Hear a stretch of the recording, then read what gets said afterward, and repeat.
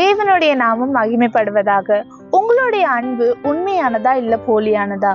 ஒருவேளை நீங்க ஒருத்தரை ரொம்ப அதிகமா நேசிக்கிறீங்க அப்படின்னா உங்களுடைய அன்பின் வெளிப்பாட்டு எப்படி இருக்கும் தெரியுமா? முதலாவதாக உங்களுடைய தனிப்பட்ட ஜெபங்கள்ல எப்பொழுதுமே அவங்கள நீங்க தாங்கிக்கிட்டே இருப்பீங்க. அவங்களுடைய வளர்ச்சிக்காக நீங்க எப்பொழுதுமே தேவனிடத்துல விண்ணப்பம் செய்வீங்க.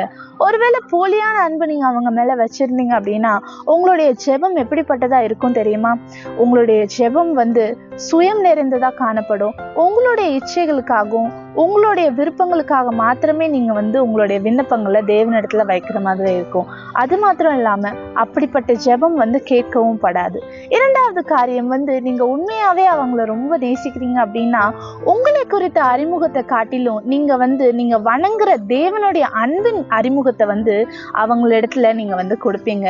தேவனை குறித்து அதிகமா நீங்க பேசுவீங்க. அவருடைய அன்பை குறித்து நீங்க அதிகமா அவங்களிடத்துல பகிர்ந்து கொள்வீங்க. ஒருவேளை உங்களுடைய அன்பு போலியா இருந்துச்சு அப்படின்னா தேவனை குறித்து நீங்க பேசுகிறத காட்டிலும் உங்களை குறித்து உங்களுடைய சுயத்தை குறித்து நீங்க ரொம்ப அதிகமா பேசுவீங்க.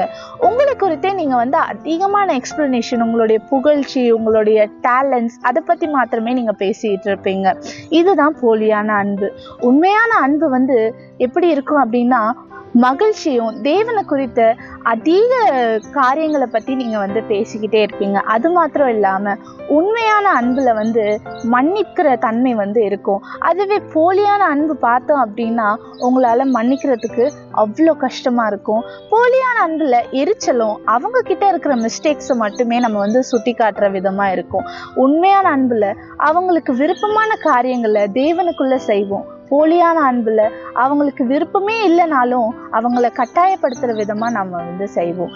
தேவனுடைய அன்பு உண்மையான அன்பா இருந்துச்சா போலியான அன்பா இருந்துச்சான்னு பார்த்தோம்னா உண்மையான அன்பா தான் இருந்துச்சு. ஏன் அப்படின்னா அன்பு சகலத்தையும் தாங்கும். தேவன் நம்மீது வைத்த அன்புனால இந்த உலகத்துல ஈன கல்வாரி ஈன சிலுவையில நமக்காக அவருடைய உயிரையை கொடுத்திருக்காரு. நம்முடைய பாவங்களுக்காக நம்மீது வைத்த அன்புனால அவர் அவ்வளோ பெரிய காரியங்களையும் அவ்வளோ கஷ்டங்களையும் அவர் தாங்கி இருக்கிறாரு.